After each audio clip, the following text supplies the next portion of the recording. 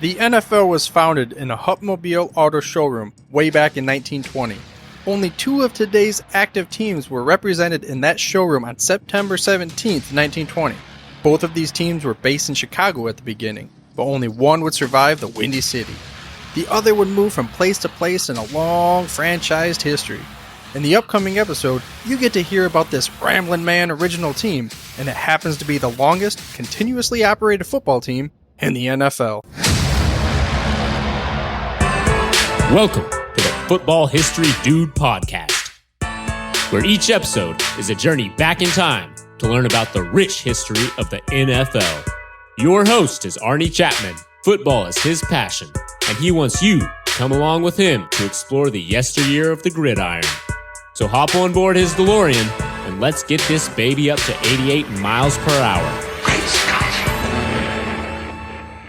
Now as we step off our DeLorean, the date is September 17th, 1920.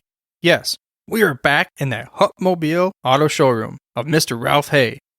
Now we had representatives from 11 franchises that built the foundation of the NFL as we know it. But only two of those franchises that were there are still in existence today. Those two teams were the Decatur Staleys and the Chicago Cardinals. I'm like, wait a tick. Now these teams, they're not in the NFL anymore, right? I've never heard of the Decatur Staleys or the Chicago Cardinals playing on a Sunday football afternoon in 2018. Well, that's not quite accurate. Because you see, the Decatur Staleys, as we've previously learned, turned into the Chicago Bears. But who the heck were the Chicago Cardinals? Seems like that would have been the Bears, you know? Chicago Cardinals, Chicago Bears. But that was not the case. The Chicago Cardinals did not become the Chicago Bears.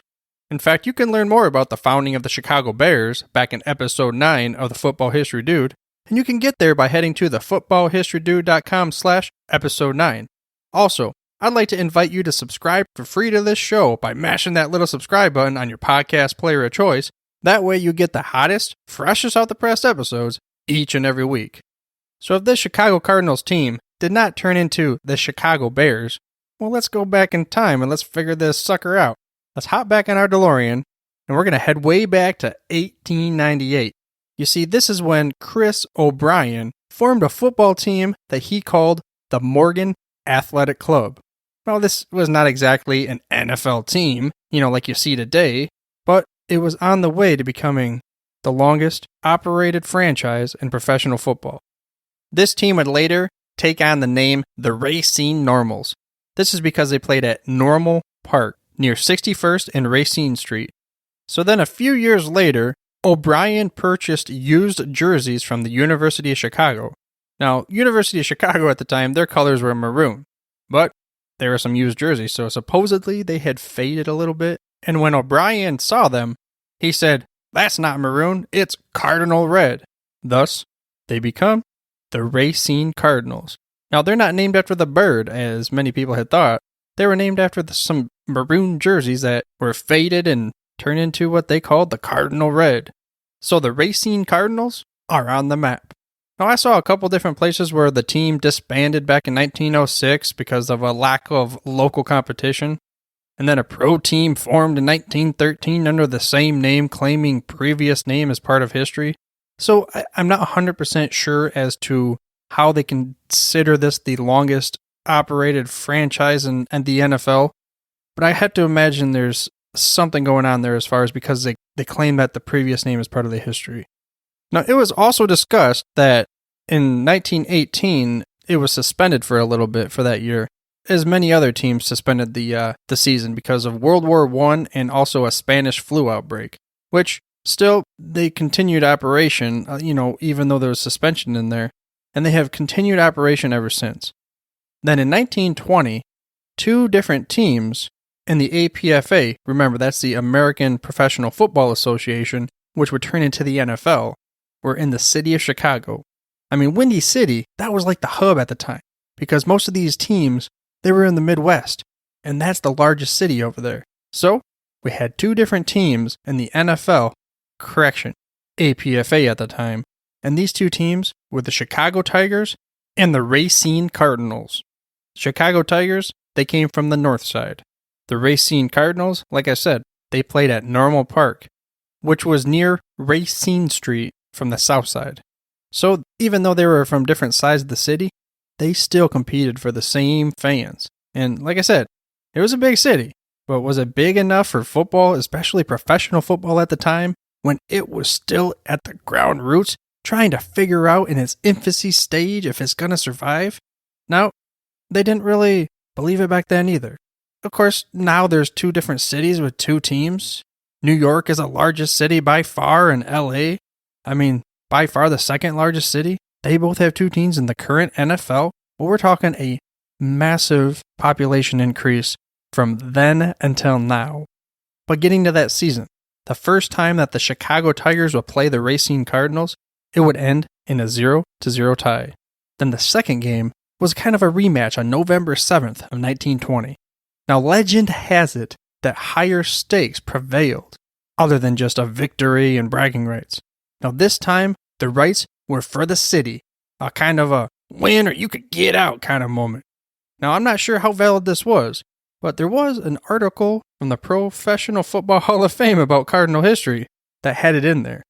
So there may be some legitimacy to it.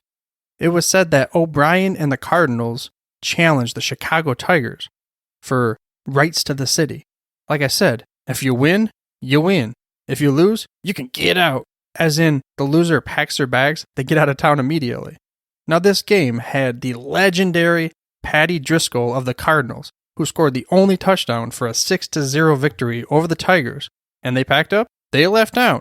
But it was only considered a legend because it was said that the Tigers were losing anyways and they had poor financial circumstances, so did the Tigers really leave because of this, legendary squabble between the two owners, or was it more realistic that they were going to leave anyways because of bankruptcy and that kind of thing?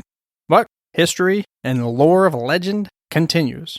From what I gathered, the team changed their name from Racine Cardinals to Chicago Cardinals back in 1922 because a team from actual Racine, Wisconsin joined the league, so they had to change it.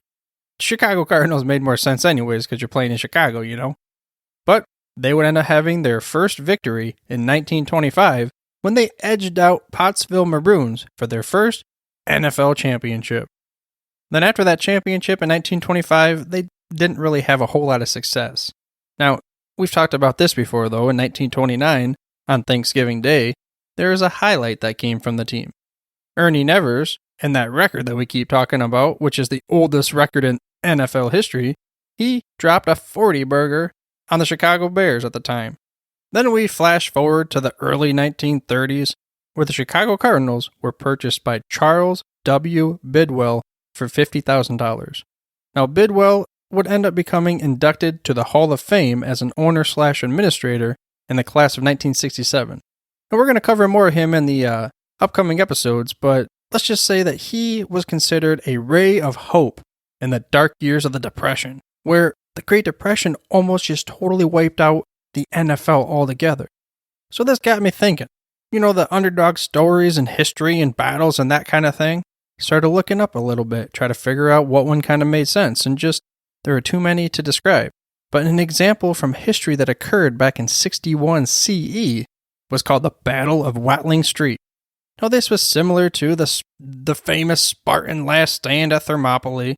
It was a group of 10,000 Romans that supposedly stood against 100,000 to 200,000, give or take many thousands, because back in the day you could never get accurate numbers of, the actual people that were fighting in the battles. But whatever the number was, let's split it down the middle. 150,000 troops that were raised by Iceni Queen Boudica.